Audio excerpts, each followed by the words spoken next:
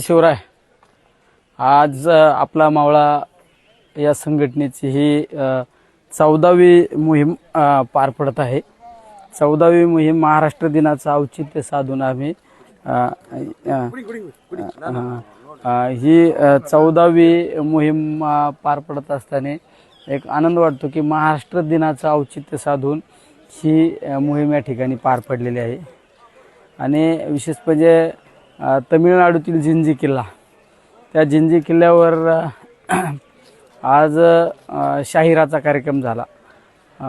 मल्लखांब तो सुद्धा त्या ठिकाणी मल्लखांबाचा त्या ठिकाणी एक मल्लखांबचा सुद्धा कार्यक्रम त्या ठिकाणी घेण्यात आला। पण एक आज खऱ्या अर्थाने या किल्ल्याची पाहणी आणि स्वच्छता संवर्धन करत असताना एक मला जाणवलं विशेष म्हणजे महाराष्ट्रातील जे छत्रपती शिवरायांनी किल्ले उभे केलेले त्यामध्ये आणि या किल्ल्यामध्ये काही प्रमाणात फरक जाणवतो।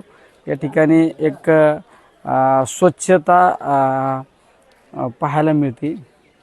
या भागामध्ये किल्ल्याची अवस्था एक सुसज्ज अवस्था दिसते आणि महाराष्ट्रामध्ये त्या प्रमाणात पाहायला मिळत नाही।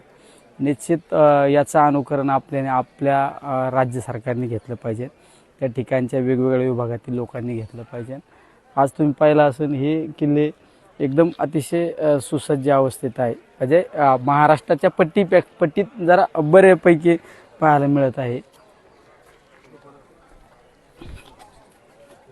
हे पहा तुम्ही, हे इकडं वर सुद्धा मावळे वर चालेत पाहणी करण्यासाठी।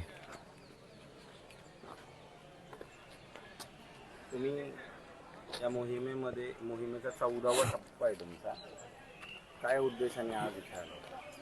आम्ही आपला मावळा संघटनेच्या वतीने जे आपला गड किल्ले संवर्धन स्वच्छता मोहीम सुरू केली, त्यामागे हेतू आज हा आहे की ज्या छत्रपती शिवरायांनी गडकोट जे उभे केले ते अभेद्यपणे राहिले पाहिजे। ते आपल्यासाठी प्रेरणा स्रोत आहेत, ऊर्जा स्रोत आहे।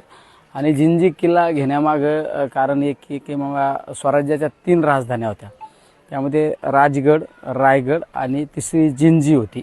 त्यामुळं महाराष्ट्र दिन साजरा करायचं तर जिंजी किल्ल्यावर जाऊन साजरा करायचा, त्या ठिकाणी त्या किल्ल्याची स्वच्छता करायचं, संवर्धन करायचं, म्हणून आज ही मोहीम या ठिकाणी तमिळनाडूतील जिंजी किल्ल्यावर घेण्यात आलेली आहे।